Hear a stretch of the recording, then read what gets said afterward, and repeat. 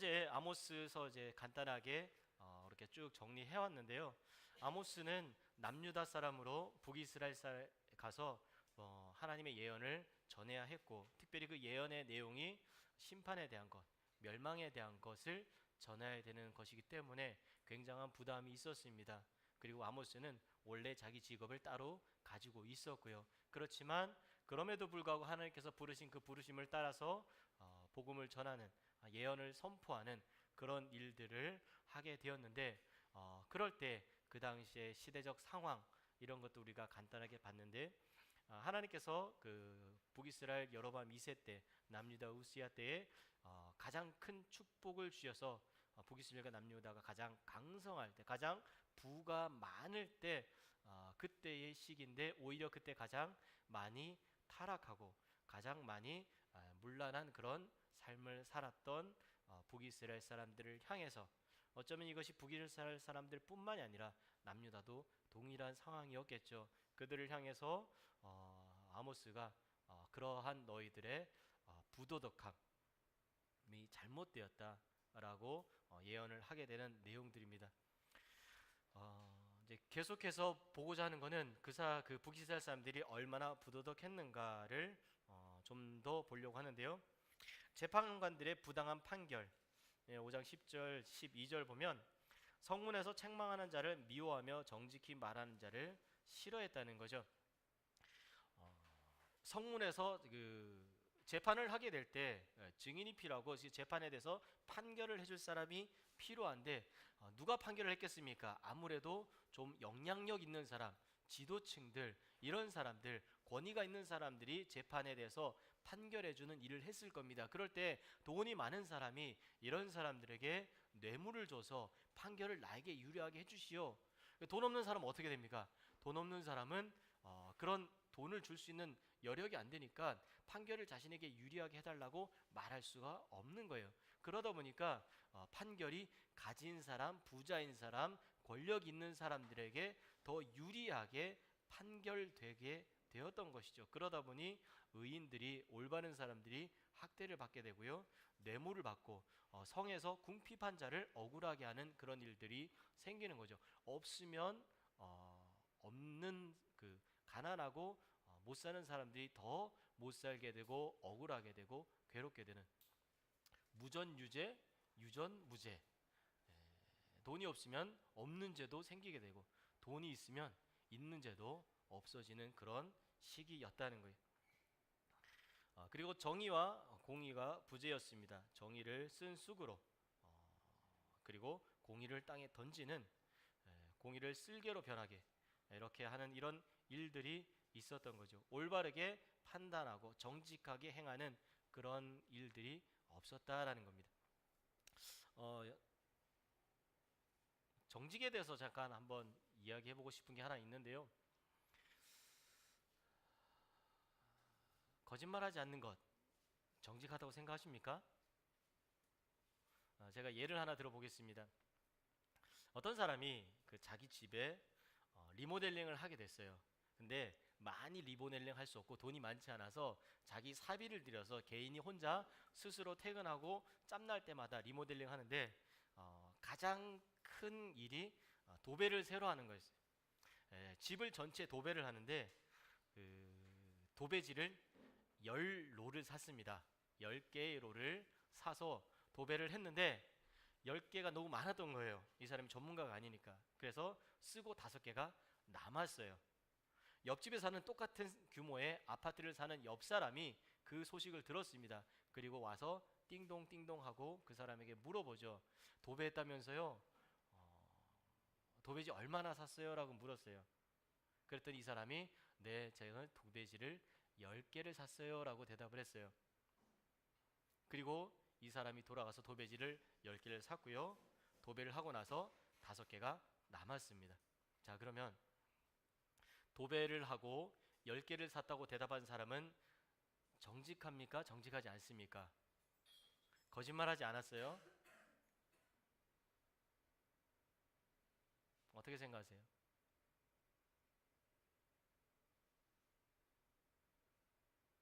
거짓말하지는 않았습니다. 죄짓지 않았어요. 그럼 그 사람이 과연 정직한가? 거짓말하지 않은 것과 정직한 것은 때로는 구분될 수 있는 것 같아요. 어쩌면 이 사람이 좀 더 정직하게 말할 수 있었겠죠. 제가 10개를 샀는데 5개 남았어요. 그러니까 5개만 사세요. 아니면 나한테 5개가 있으니까 이거를 나한테 사세요. 아니 내가 저렴하게 팔게요. 여러 가지 많은 방법들로 좀 더 정직한 삶을 살 수 있었을 겁니다. 그런데 단순히 그냥 나는 거짓말하지 않았어라는 그 사실 하나만으로 이 사람이 정직한 삶이 된다는 것은 아니라는 거죠. 우리가 우리 자녀들을 키우다 보면은 뻔히 보이는 거짓말 할 때 있잖아요. 그럴 때 우리 부모님들께서 어떻게 하십니까? 알면서도 속아주고 넘어가 주잖아요. 한 10번 중에 다 넘어가 주는데 그 중에 한 최소 2개나 3개 정도는 진실함이 있을 수 있기 때문에 뻔히 보이는 거짓말을 보면서도 넘어가 주는 것. 그럴 때 우리 그 청소년기를 보내는 자녀들, 저도 그때를 경험했었고, 그리고 우리 자녀들이 정직한 모습으로 부모님 앞에 솔직하게 말하지 않는 경우도 많이 있잖아요. 거짓말하지 않았어도 그러면 정직한가? 또 그것은 아니더라는 거죠. 그런데 하나님께서 우리 가운데 무엇을 원하시는가? 그냥 단순히 율법으로 하지 마라 하라를 정하면서 이것만 안 하면 돼가 아니라 그거 이상의 율법 이상의 하나님께서 율법을 주신 이유는 이것대로 사는 것이 아니라 이것의 원리와 가치와 기준으로 하나님의 백성답게 살기를 원하시는 거죠. 정의와 공의를 올바르게 세우지 못했습니다. 이스라엘 백성들을 하나님께서 출애굽시키시고 선택하셨을 때 출애굽기를 통해서 레위기를 통해서 하나님께서 이스라엘 백성들에게 원하시는 것은 내가 거룩하니 너희도 거룩하라. 그래서 내가 너희를 제사장 나라로 삼겠다. 이 세상과 열방 가운데서 모범이 되는 하나님의 백성, 하나님의 제사장 나라를 삼으려고 하신 것이죠. 그냥 율법을 지키는 선에서 딱 그것만 지키고 하나님 나 이것까지 했으니까 괜찮죠. 그것만을 원한 것은 아니었을 거라는 거죠. 성적으로 타락했습니다. 2장 7절에 보니까 힘없는 자의 머리를 티끌 먼지 속에 발로 밟고 연약한 자의 길을 굽게 하며 아버지와 아들이 한 젊은 여인에게 다녀서 내 거룩한 이름을 더럽히며 한 젊은 여인에게 아버지와 아들이 다녔다라는 것은 동시에 성관계를 가졌다라는 건데 동시에 이루어졌는 일인지 아니면 시간적으로 차이가 있는지 정확하게 알 수는 없지만 어쨌든 이것 자체만으로도 굉장히 성적으로 문란하고 부도덕한 삶을 사는 사람들이 있었다라는 거죠. 어떤 사람들이요? 힘 있는 사람들이 힘 없는 사람들의 머리를 밟고 힘 있는 사람들이 어떤 사람이겠습니까? 돈이 많고 부유하며 권력 있는 사회 지도층 이런 사람들이 이런 성적인 음란함과 부도덕함을 했겠죠. 젊은 여인에게 어떻게 다닐 수 있습니까? 돈이 많으니까 젊은 여인에게 다닐 수 있는 거예요. 종교적인 상황, 북이스라엘의 종교적인 상황을 보여주는 그 당시에 동시대의 선지자 호세아를 우리가 참고해 볼 수가 있을 것 같아요. 호세아 2장 8절에 곡식과 새 포도주 기름은 내가 그에게 준 것이요 그들이 바알을 위하여 쓴 은과 금도 내가 그에게 더하여 준 것이거늘. 하나님이 주신 것을 이스라엘 백성들이 어디다 썼다고 이야기하고 있습니까? 바알을 향해 썼다고 이야기를 하는 거예요. 바알을 섬긴 시일대로 바알의 이름을 그의 입에서 제거하여 다시는 그의 이름을 기억하여 부르는 일이 없게 하리라. 이렇게 북이스라엘 상황은 하나님을 섬기지만 동시에 바알도 함께 섬기는 그런 시대적 상황 가운데 있었다라는 겁니다. 4장 11절에 돼요. 묵은 포도주와 새 포도주가 마음을 빼앗느니라. 너희 딸들이 음행하며 간음하고 은혜하고 가능하는 것이 어떤 일입니까? 하나님 앞에서 우상 숭배하는 그런 일들, 이런 것들이 음행하고 간음하는 그런 일들이겠죠. 우상 앞에서 분향하는 바알에게 제사하고 이런 것들, 여호와와 바알의 혼합 우상 숭배 이런 일들이 북이스라엘 가운데 있었던 것이죠. 아모스서 안에서는요 형식적이고 의식에 치중한 예배였습니다. 예배를 드리지 않은 것이 아니라 예배를 잘 드렸습니다. 아주 형식적이고 의식을 잘 갖춰서 예배를 드렸지만 그것이 하나님이 기뻐하시는 그런 일이 아니었다는 것이, 베델에 가서 범죄하는 것, 길갈에 죄를 더하는 것, 희생을 11조를 드리는 이런 것들, 누룩 넣은 것을 불살라서 수은제를 드리고, 이런 모든 종교적인 행위와 제의들, 베델에 가고 길갈에 가고 부엘세바 성소에 가서 사마리아에 가서 단에 하나님 앞에 제단을 쌓고 거기서 예배를 드리는 그 모든 행위가 의식에 치중하고 종교적인 행위에 더 목적이 있는 그런 삶을 살았다라는 겁니다. 무엇이 중요한가라는 거죠. 제가 예전에 교회 사역을 할 때에 제가 그때 청년부를 담당을 하고 있었는데요. 저희 교회에 전도를 정말 열심히 하는 한 권사님이 계셨어요. 이 권사님이 그 연세 많으신 어머니를 전도하고 딸도 같이 전도한 거예요. 그 딸은 이제 청년부고요. 그 어머니도 전도해서 세례를 받게 하려고, 세례를 받게 하기 위해서 이제 세례자 교육을 하고 세례를 받게 하고 싶은데, 이 어머니는 세례자 교육을 받은 거예요. 그리고 다음 날 세례를 받는 세례자 명단에 이름이 들어갔는데 이 청년이 세례 교육을 하러 오지 않았습니다. 제가 전화를 하고 연락을 하고 토요일 날 몇 시까지 교회 오라고 이야기를 했는데도 오지 않았어요. 이 젊은 자매에게는 세례 교육보다 더 중요한 여러 가지 일들이 많았었던 거겠죠. 아직 초신자니까 얼마든지 그럴 수 있다고 생각을 합니다. 그런데 문제는 다음 날 주일이 되어서 세례를 받아야 되는데 이 청년도 덤덤하고 별 뭐 세례 받아도 그만 안 받아도 그만 별로 그렇게 관심이 없고요. 이 어머니도 뭐 다음에 받으면 되진데 누가 제일 마음이 이렇게 막 애달프냐면 전도한 권사님. 이 권사님은 어떻게든 이번 기회에 세례를 받게 해서 교인으로 등록을 시키고 이것이 갈고리가 되어서라도 강제적으로 이렇게 신앙생활을 하다 보면 믿음도 생기겠지, 그런 마음이 간절해서 애가 말라 죽으려고 하시는 거예요. 그래서 어떻게 좀 안 되냐고 행정 담당하시는 부목사님에게 이야기를 하는데 부목사님 단칼에 안 됩니다. 딱 잘라서 거절을 하는 거예요. 그리고 예배가 시작이 됐어요. 뒤에서 막 어쩔 줄 몰라고 어떻게 하나 이렇게 막, 그때 안 되는데 일단 담임 목사님에게 이야기를 하겠다고.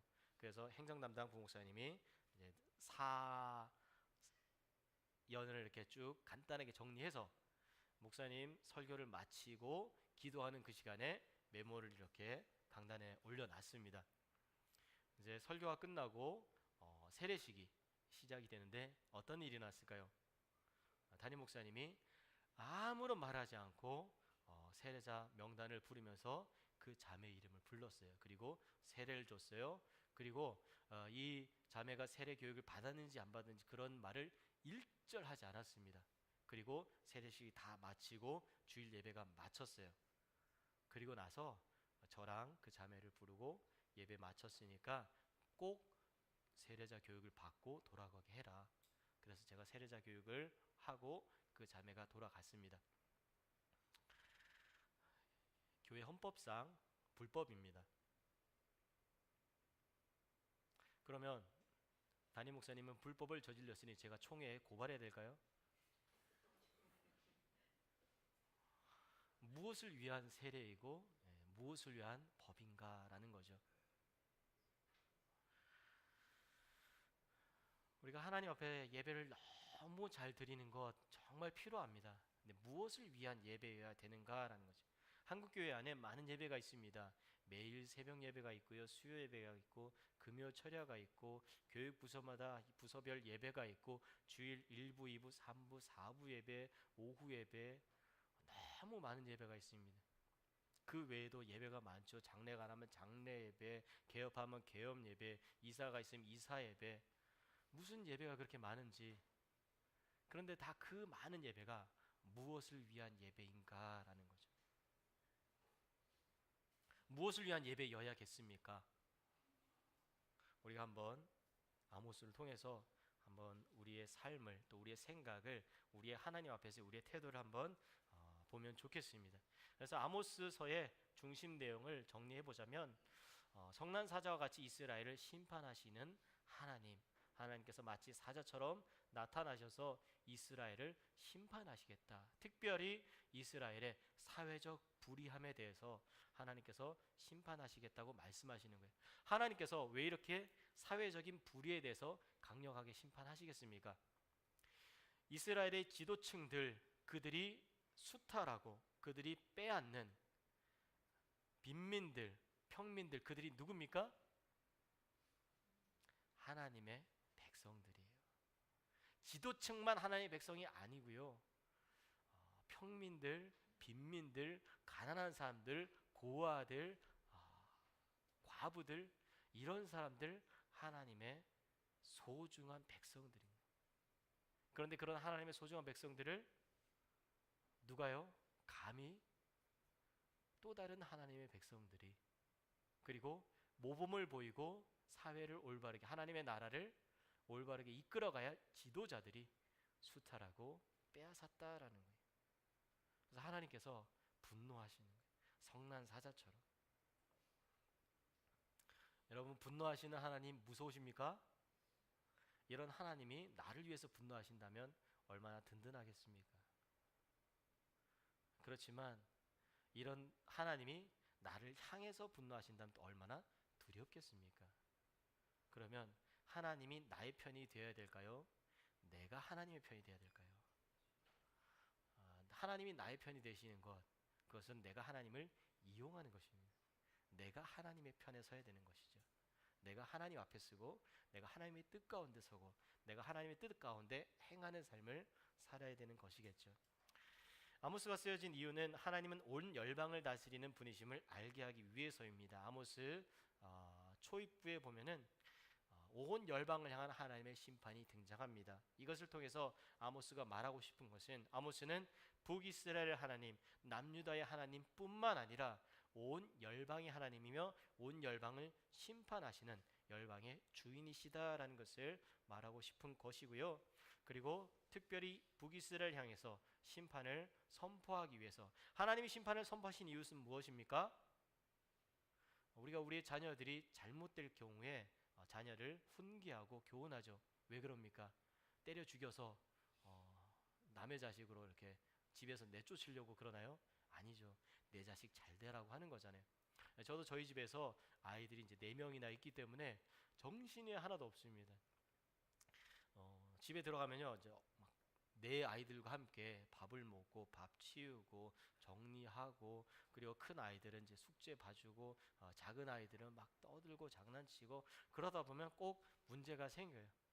싸우고 다투고 울고, 뭐 장난감 때문에 싸우고.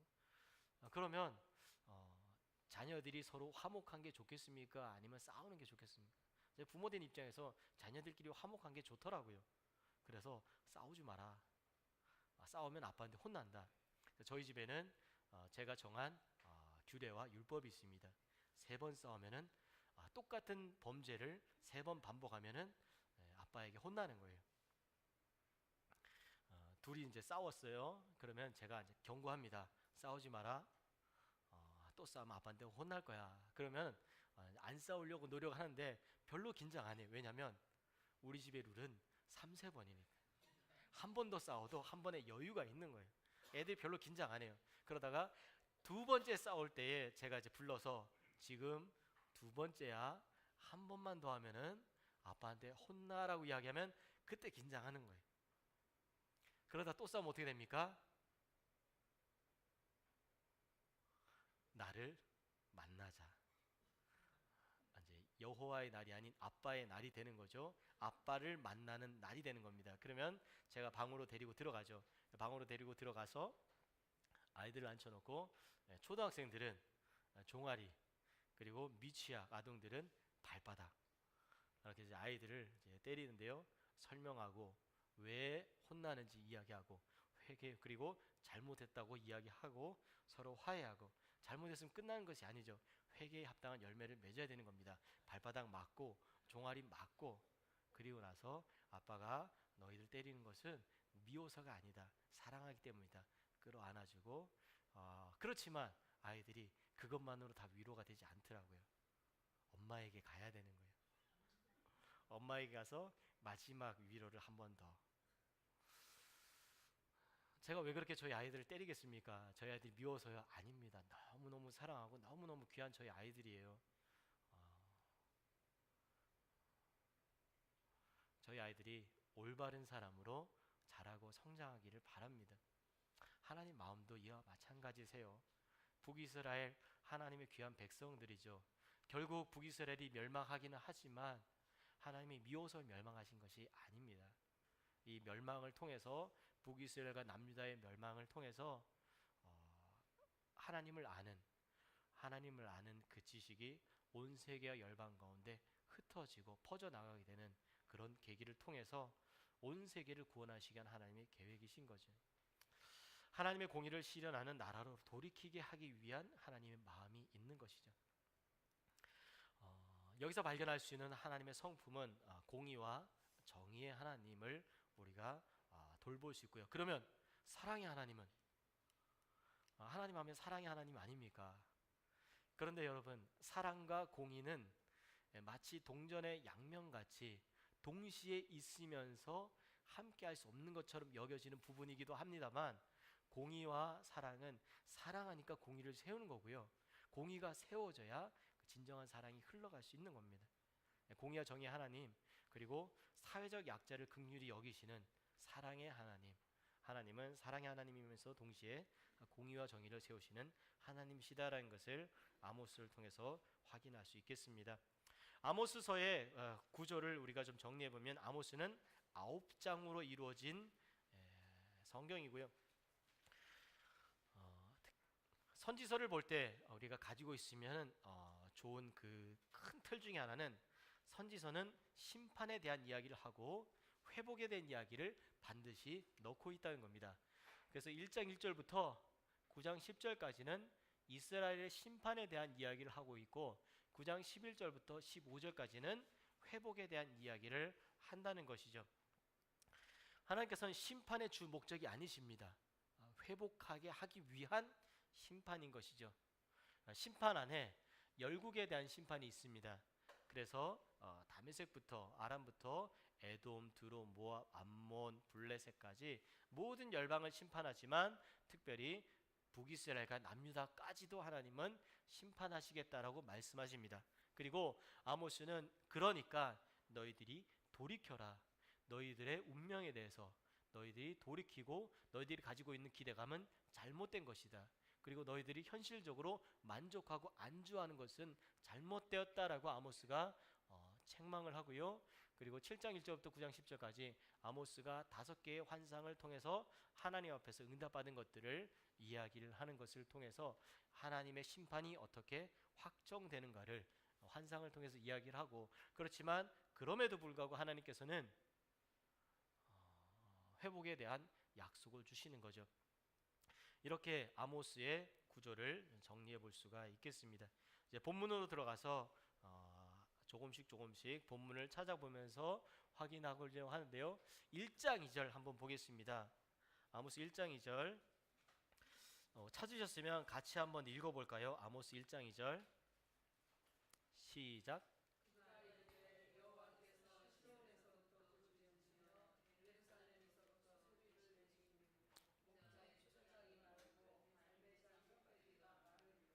아멘. 네, 감사합니다. 시온에서부터 부르짖으시며 샤그라는 단어를 사용하고요. 3장 4절 8절에서도 동일한 단어 사용하고 있습니다. 여호와께서 시온에서 예루살렘에서부터 유다를 향해서 북이스라엘 향해서 으르렁거리신다라는 거죠. 마치 사자가 되셔가지고 하나님께서 포효하시면서 으르렁거리십니다. 내가 심판하겠다. 너희들 가만히 두지 않겠다. 화를 내시는 거예요. 사자가 되셔가지고 이만큼 하나님의 심판과 진노가 강력하게 이스라엘 가운데 임할 것이다 라는 것을 아모스가 이야기를 합니다. 그리고 1장 3절부터 송사 오라클이 등장하는데, 송사 오라클 재판하는 그런 형태를 띠고 있는 것이죠. 그래서 죄인을 호출합니다. 여호와께서 이와 같이 말씀하시되 다메섹을 먼저 부르고요, 서너 가지 죄로 말미암아 그들이 철 타작기를 타작하듯 길르앗을 압박하였습니다 라고 할 때, 서너 가지 죄는 이 죄가 3개 혹은 4개만 있다는 것이 아니라 여러 개 있다라는 것의 관용적 표구어예요. 그래서 서너 가지가 계속 반복되는데 실질적으로 개수가 3개나 4개를 말하는 것은 아니고요. 여러 개 있다라는 것을 말하는 히브리인들의 관용적 표현입니다. 그래서 이러한 철타작기로 길르앗을 압박하였다. 하나님께서 벌을 주시는데 재판에 판결을 내리신데 그 벌을 돌이키지 아니하리니 하사엘의 집에 불을 보내리라. 베나다에서 궁궐들을 사르리라. 다메섹의 빗장을 꺾으며 아웬 골짜기에서 주민들을 끊으며 베델에서 규 잡은 자를 끊으리리. 규 잡은 자, 이렇게 규는 그 왕권을 상징하죠. 그래서 왕, 지도자를 말합니다. 아람 백성이 사로잡혀 기르에 이르리라. 이 오라클의 성취는 다메섹의 멸망, BC 732년 아수르의 왕 디그레빌레셀에 의하여서 실질적으로 다메섹이 멸망을 합니다. 이 아모스의 예언이 실제로 성취되는 것을 확인할 수 있게 되는 것이죠. 남유다 출신의 아모스가 북이스라엘에 가서 사람들이 많이 모여있는 앞에서 이런 예언을 하는 거예요. 그러면 예언을 하는 모습을 사람들이 보면은 궁금하고 관심 있어 하면서 사람들이 모여들겠죠. 저 사람이 무슨 얘기를 하려고 그러나 사람들이 모여들기 시작을 하는데 다메섹에 대해서 이야기를 하는 거예요. 다메섹은 어떤 나라인가? 북이스라엘과 가장 최근까지 경쟁적 그런 관계, 북이스라엘에게 가장 최근까지 현실적으로 위협을 주던 그런 나라가 바로 다메섹입니다. 오늘날 우리로 치면 마치 북한과 같은 그런 상황인 거죠. 북한이 지속적으로 미사일 발사하고 우리나라 가운데 위협이 되고 있는 그런 상황. 그럴 때 예언자가 나타나서 북한은 멸망한다라고 이렇게 광화문 이런 넓은 광장, 사람들이 많이 있는 곳에서 이야기를 한다면 사람들이 그 이야기를 듣고 환호하겠죠. 우리가 그런 모습을 한번 상상해 보면 좋을 것 같아요. 그럴 때 이런 얘기를 하는 아모스의 예언을 듣는 사람들, 이 이야기를 들으면서 그래, 그렇지, 다메섹은 멸망해야지 라고 좀 속 시원한 그런 이야기를 들었을 겁니다. 그런데 그 다음에 예언을 블레셋을 향해서도 말씀하는 거예요. 블레셋 또한 북이스라엘과 또 남유다와 끊임없이 이렇게 전쟁을 하는 그런 나라인 것이죠. 블레셋을 호출하면서 서너 가지 죄로 말미암아 그들이 모든 사로잡은 자를 끌어 에돔에 넘겼다. 그리고 가사성에 불을 보내리니 궁궐을 사르고 아스도스의 주민들과 아스글론에서 규 잡은 자를 끊고 에그론을 치고 남아있는 자를 멸망하겠다. 이렇게 이야기를 합니다.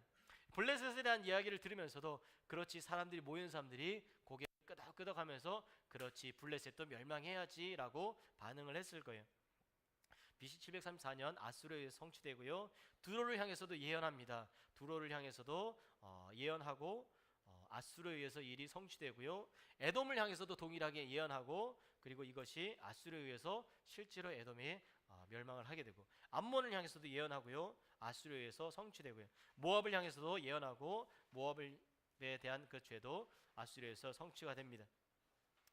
이렇게 주변에 있는 여러 나라들, 북이스라엘과 남유다를 둘러싸고 있는 주변의 나라들에 대한 예언을 다 들었을 때에 그 예언을 듣는 이스라엘 사람들은 환호했을 거예요.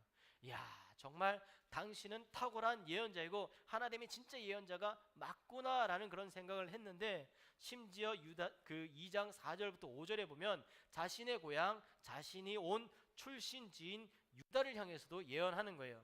여호와께서 이와 같이 말씀하시되 유다의 서너 가지 죄로 말미암아 그들이 여호와의 율법을 멸시하며 율법을 지키지 아니하고 그의 조상들이 따라가던 거짓 것에 미혹되었음이라 라고 이야기를 할 때 그 말을 듣는 북이스라엘 사람들은 어떤 생각이 들었을까요? 야, 이 사람이 자기가 온 나라, 자기의 고향 땅까지도 하나님 앞에 멸망당할 것을 예언하는 걸 보니 이 사람은 진짜구나 라는 생각을 했을 겁니다. 내가 유다에 불을 보내리니 예루살렘의 궁궐들을 사리라. 자신의 나라, 우리나라의 수도가 멸망할 것이다 라는 이야기를 하는 거죠. 제가 우리나라가 북한과의 전쟁 때문에 우리나라는 망할 겁니다 라고 이야기하면 여러분들 듣기 어떠세요? 불편하시죠? 이 이야기는 유대 사람들에게 굉장히 불편한 이야기고 이게 단순히 불편한 것뿐만 아니라 남유대 사람들에게는 굉장한 충격이었을 거예요. 왜 충격입니까? 율법을 멸시하며 유다 사람들이 하나님의 율법을 얼마나 잘 지켰겠습니까? 그런데 뭐라고 이야기해요? 그들이 하는 것은 율법을 멸시하는 행위다. 그리고 율례를 지키지 아니하는 행위다라고 이야기하는 거예요. 그의 조상들이 따라가던 거짓 것에 미혹되었다. 그의 조상들이 누굽니까? 남유다 사람들의 조상들이 누굽니까? 남유다가 어디서부터 시작되었어요? 다윗부터 시작되었거든요. 다윗의 길로 갔다라는 표현 열왕기에 많이 등장한데요. 좋은 왕, 선한 왕들에게 이런 표현을 사용합니다. 남유다 사람들 어떤 생각했을까요? 우리는 다윗의 길로 행하는 좋은 왕들이 있는 나라, 하나님의 언약대로 하나님이 다윗과 약속하신 그 약속대로 우리가 잘 지켜 살아가고 있는데 왜 우리가 유다 사람들에게는 이것이 굉장한 충격이었을 겁니다. 왜 이 유다 사람들은 자신들과 하나님과의 관계에 아주 특별한 관계가 있다고 생각을 한 것이죠. 왜냐하면 늘 하나님 앞에서 예배드리고 제사하고 그리고 하나님의 말씀과 율법대로 산다고 생각했기 때문이죠.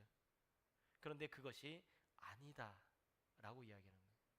하나님과의 관계, 너희가 제의적 행위를 하고 그리고 제물을 드리는 이것만이 하나님과의 올바른 관계의 전부는 아니다라는 이야기를 하고 있고 유다도 멸망할 거라고 이야기하는 거예요.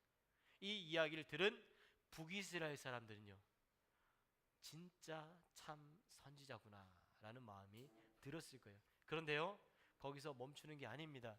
유다는 BC 580년 바벨론에서 멸망되죠.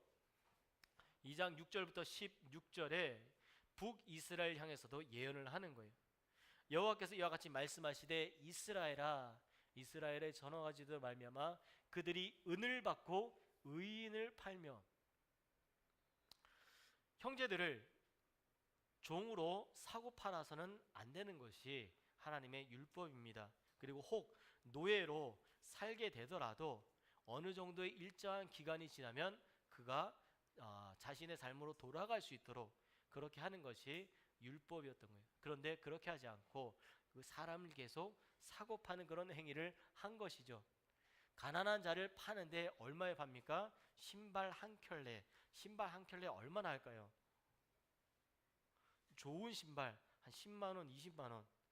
그냥 저렴하게 5천 원, 만 원짜리들도 길가에 많이 있어요.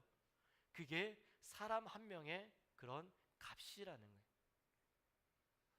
힘없는 자의 머리를 티끌의 먼지 속에서 발로 밟고 연약한 자의 길을 굽게 하며 개천에서 욕난다라는 말이 있습니다. 여러분 요즘에도 개천에서 욕 날 수 있을까요?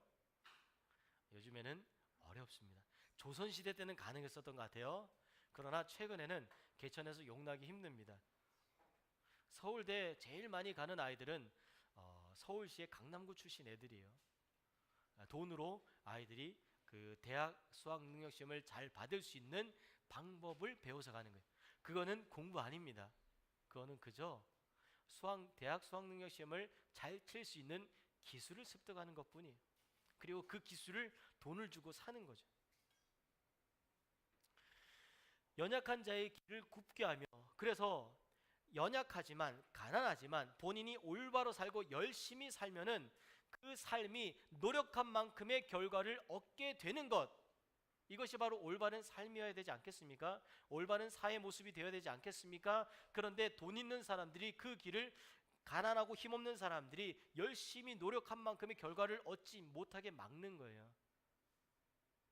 열심히 노력해도 출세가 안 되고요. 열심히 노력해도 돈을 벌지 못하는 그런 것을 만들어냈다는 거죠. 아버지 아들이 한 젊은 여에게 다녀서 성적으로 얼마나 문란한 모습을 보여주는지요.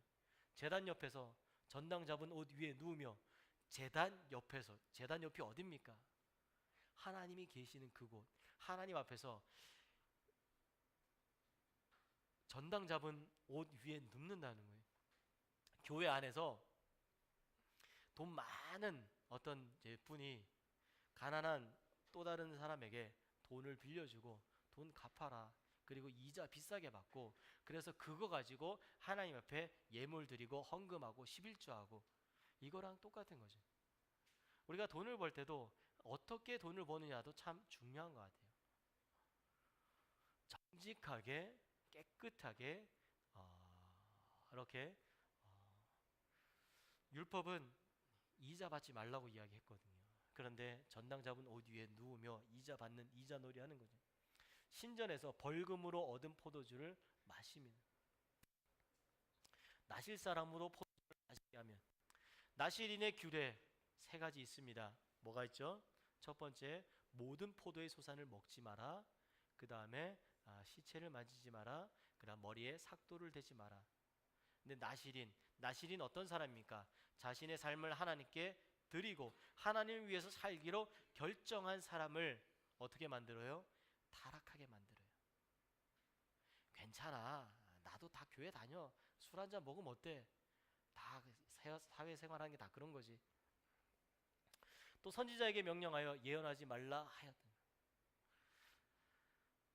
자기 듣고 싶은 것만 듣고 싶은 거예요. 선지자에게 우리에게 복을 빌어달라. 잘 될 거라고 이야기해라. 저주 받는다, 벌 받는다 그런 말 하지 마라. 축복 받는다. 하나님이 복 주신다. 하나님이 재물을 쌓을 것이 없도록 부어 주신다. 그런 말만 하라는 거예요. 듣고 싶은 말만 듣고 싶다라는 거죠. 돈 줘가면서 교회에서 목사님이 설교하실 때에 여러분 이렇게 살면 안 됩니다. 우리가 서로 사랑해야 됩니다. 여러분 그렇게 하면 죄 짓는 겁니다. 하나님 앞에 올바로 사십시오. 그랬더니 그 이야기가 듣기 싫은 어떤 한 장로님이 목사님 그렇게 설교하지 마십시오. 그렇게 설교하면은 다음 주부터 강단에 올라가면 못 올라갑니다. 이런 교회 있었다는 거 실제로. 그렇다고 해서 목사님이 자기가 말하고 싶은 거, 자기 속마음, 자기 이윤과 이익을 위해서 성경의 하나님의 말씀을 이용해서도 안 되겠죠. 이러한 것, 북이스라엘 그 죄가 이런 것들이 있었다는 거죠. 그래서 하나님께서 그 벌에 대해서 심판하시겠다고 말씀하십니다. 수레가 흙을 누른 같이 내가 너희를 누르리니 빨리 다름박질하는 자도 도망할 수 없으며 강한 자도 힘을 낼 수 없으며 용사도 겨우 자기 목숨만 구한다는 거죠. 활을 가진 자도 설 수 없고 발이 빠진 자도 피할 수 없고 말 타는 자도 자기 목숨을 구할 수 없는데 용사 가운데 겨우 그 마음이 굳센 자, 겨우 그 정도 되는 사람만 벌거벗고 도망할 정도의 어마어마한 심판을 하나님께서 주신다는 거예요. 아모스가 다메섹부터 아람, 에돔, 암몬, 모압, 블레셋 쭉 이야기하고 남유다까지 이야기하고 나서 제일 마지막에 블레셋의 이야기를 합니다. 결국 말하고자 하는 것이 무엇이었을까요? 다른 나라의 심판을 말하지만 결국 최종적으로 아모스가 말하려고 했었던 것은 바로 이 블레셋의 심판이 너희들 가운데 북이스라엘의 심판 이것이 너희들 가운데 있을 것이다 라는 이 말을 하고 싶었던 거죠. 이 말을 하기 위해서 앞에 다른 나라들에 대한 심판을 계속해서 반복해서 이야기를 했었던 겁니다. 2장 9절부터 11절에 보면 출애굽 모티브라고 이야기를 할 수 있는데요. 하나님께서 애굽 땅에서 이끌어내서 40년 동안 광야에서 인도하고 아모리 사람의 땅 가나안 땅을 차지하게 하였고 너희 중에 선지자를 나실인을 일으켰다. 과거의 이스라엘의 역사를 하나님께서 말씀하고 계시는 거죠. 내가 너희들을 종되었던 애굽의 종되었던 사람들을 이끌어내서 너희들을 종에서부터 온전한 한 나라로 자유인으로 만들고 그 자유인에서 한 민족을 이루게 하고 한 민족에서 한 나라가 되게 하고 나라가 가질 수 있는 좋은 땅 그 당시에 좋은 땅으로 여겨지는 팔레스타인 지역 그 지역의 땅을 가나안 땅을 줬고 그 땅을 차지하게 했고 여러분 여호수아 한번 기억해 봅시다. 이스라엘 백성들이 가나안 땅을 차지할 때 그들이 무슨 노력을 해서 그 땅을 차지했나요? 아닙니다. 그저 그들은 하나님 말씀에 순종만 했더니 그 땅이 자신들의 땅이 되었어요. 그런데 순종하지 않았을 때 그들이 그 땅을 차지하지 못하는 일들이 있었다는 거예요. 하나님께서 그 모든 것을 줬어요. 은혜로, 하나님의 헤세드로. 그렇다면 하나님의 그 은혜를 안다면 내가 너희들에게 한 만큼 너희도 나에게 해야 되지 않냐라는 이야기를 하는 겁니다. 왜요? 하나님은 그런 주장하신 권리가 있으시거든요. 출애굽기 보면 신명 그 시내산에서 하나님과 이스라엘 백성들이 언약하잖아요. 너희가 내 규례를 지키고 내 율례를 지키고 내 말을 잘 지켜 행하면 내가 너희의 하나님이 되고 너희가 내 백성이 되고, 하나님이 너희 하나님이 되시겠다고 결정하신 그 결정에 이스라엘 백성들이 해야 될 의무가 있는 것이, 그건 무엇입니까? 하나님의 율법을 지켜 행하는 것. 이것이 필요했었던 거예요. 그런데 그렇게 하지 않았다는 겁니다. 내가 그동안 너에게 얼마나 잘해줬냐, 얼마나 돌봐줬냐, 얼마나 보살펴줬냐. 그런데 너희가 어떻게 나한테 이럴 수 있냐. 자녀 잘 키워봐야 아무 소용 없습니다. 함께 살고 있는 남편 아내가 최고입니다.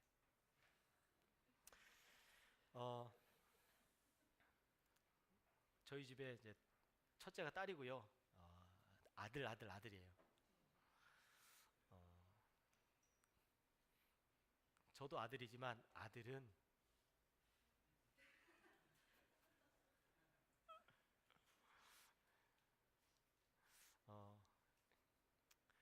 자녀들이 잘 돼서 잘 살면 되죠. 자녀 덕 보려고 하는 거 아무 소용 없는 것 같습니다. 왜냐하면 저희 부모님이 제 덕을 못 보시거든요. 제가 열방대학 간사로 있으면서 부모님에게 용돈을 드리지도 못하고, 그리고 넉넉하게 부유하게 잘 사는 모습도 보여드리지 못하고, 오히려 제가 교회 사역할 때는 가끔 이렇게 생신이시고 그럴 때면 선물도 드리고 용돈도 드리고 그랬는데, 이제 간사로 생활을 하면서는 거의 이제 그렇게 하지 못하는. 그런데 아이들은 많죠. 아이들은 자꾸 커가죠. 들어간 돈은 많이 들어가죠. 오히려 부모님이 지금도 저희 아이들을 위해서 관심 가져주시고, 이렇게 재정적으로도 이렇게 그렇다고 뭐 넉넉하게 빵빵하게 후원해 주시는 것은 아니지만 어쨌든 그렇습니다. 하나님의 마음, 얼마나 이스라엘 백성들을 아끼고 사랑했는데, 그런데 그들이 그런 하나님의 마음을 몰라줄 때에 그 마음이 하나님을 향해서 몰라주는 것이 아니라 내 백성, 내 자녀들, 그들이 이렇게 힘들고 어렵고 고통스럽고 괴롭게 살아가고 있는데 너희들이 스스로 그 안에서 함께 서로를 도와가면서 살지 못하는 그 모습, 너무 가슴 아프신 거예요. 모세오경 안에 613가지의 율법 안에는 하나님을 향한 율법도 있지만 서로가 서로를 향한 율법들이 있습니다.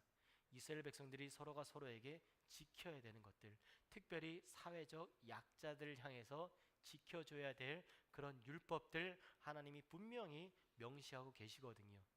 그런데 그것들이 지켜지지 않을 때 하나님은 하나님의 자녀들이 고통당하는 것, 고난당하는 것, 그것이 너무 가슴이 아프셨던 거죠. 그래서 하나님께서 열국의 심판, 다메섹, 블레셋, 두로, 에돔, 암몬, 모압, 남유다까지 이야기를 하고 최종적으로 북이스라엘 향해서 말씀하시는 거예요. 니들이 그렇게 살면 안 된다. 수위로도 정리해 볼 수 있는데요. 다메섹 심판, 가사, 두로, 에돔, 모압, 암몬, 모압, 유다, 이스라엘의 가장 많은 분량을 할애해서 이스라엘에 대해서 심판을 하고 있는 거예요. 모든 나라를 향한 선포 끝에 이스라엘에 대한 심판이 있다는 것은 결국 이 심판의 마지막 절정에 이스라엘의 심판이 있다는 것을 이야기를 하고 싶다는 것이고요.